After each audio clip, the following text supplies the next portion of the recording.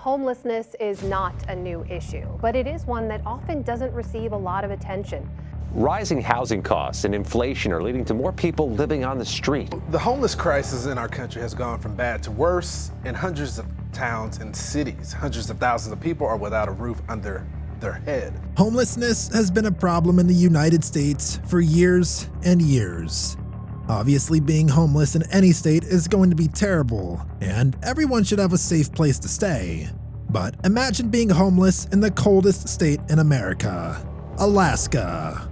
In Anchorage, Alaska's largest city, the temperature rarely gets above freezing during the winter months. It stays around 20 degrees Fahrenheit. But of course, on some days it can get well below 0 degrees. Most people hate driving or commuting in cold weather, but imagine trying to survive an icy cold winter in Alaska with no permanent home. But there can't be that many homeless people in Alaska, right? Well, if we're going by homeless people per capita, Alaska actually has the 6th highest homeless population in the entire country.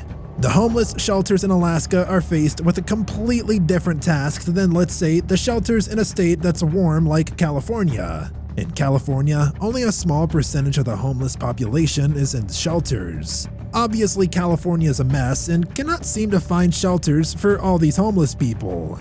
But people often say that the high amount of homeless people in California makes the city trashy and full of crime, which of course is not ideal. But if Alaska does not find shelter room for their homeless, the freezing cold could and will kill them.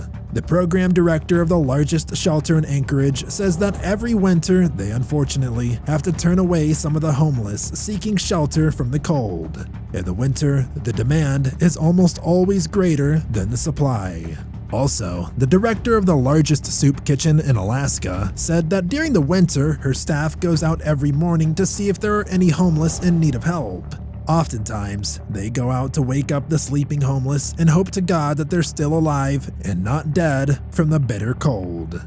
When you think of states with serious homeless issues, Alaska may not come to mind. California or maybe even New York might be the states you think of when you think of high rates of homelessness. But Alaska also has a real problem, and people are dying. So, why are there so many homeless people in Alaska? Well, you may know that Alaska has one of the highest costs of living in the entire country. In fact, they are the 6th most expensive state in the nation. Well, that just means that people make more money in Alaska, right? Well, yes, Alaska has the 9th highest median income in the country at $77,790 per household. However, they have one of the lowest amounts of leftover income in the US. The only states that have less money left in their budget after basic expenses are California, New York, and Hawaii. In Alaska, the median household income per paycheck is $2,863.23. But since everything is so expensive there, that is quickly gone. Total leftover income after cost of living expenses is only $548.28. So the percentage of leftover income is just 19.15%. Living expenses are considered the bare minimum needed to live somewhat comfortably. For most people, that $548 is quickly gone by extra expenses or emergency expenses that are not always there month to month. Let's compare that to a much more affordable state with a lower cost of living. The median income per paycheck in Texas is going to be only $2,104.88, but the leftover income in Texas is $995.11 per paycheck. With the percentage of leftover income at 47.28%, more than double of what Alaska has left over. Even though some states make a lot less money than Alaska, they are able to save so much more money and be ready in case financial disaster strikes. So you can see how easily someone could become homeless in Alaska compared to some other states. Just a couple unexpected bad events such as injury or illness can make you drastically fall behind on bills. And suddenly, before you know it, you're homeless in the coldest state in America, struggling and quite literally fighting for your life. So some of the homeless population may just be struggling financially and may not have other problems that many homeless people struggle with. Some homeless people in Alaska set up tents in the parks and woods and do not attempt to find room in the crowded shelters because they're scared of getting harmed or dealing with the drama or noise that can happen in a homeless shelter. But of course, a large percent of the homeless population here struggle with things such as mental illness or drug and alcohol addiction. In fact, in general, Alaska has a history of struggling with alcoholism. A lot of the homeless in Alaska drink, especially in the winter. You see, when you drink, the alcohol affects the blood vessels right under your skin. They open up, allowing more blood and heat to enter. This diverts blood and heat away from your core. So, while you may feel warm because your skin is warm, your important organs aren't receiving enough blood to function appropriately. So, for some of the homeless population here, drinking and cold weather just go together. Because if you're drunk, you don't have to worry about feeling cold. As you could probably tell, this combination can lead to fatal disaster. In the last 4 years, there have been a reported 74 homeless people that have died outside during the winter. A decent amount of the 74 that died from hypothermia or complications from chronic alcoholism. According to a reporter from Alaska Public Media, most local news outlets don't even report it when a homeless person turns up dead in the winter. It happens around 17 to 18 times during the winter months. Alaska winter is around 20 to 22 weeks long, so it happens almost every week on average. So it's not surprising when it does happen. It's just like a normal occurrence that most of the people living there don't pay much attention to.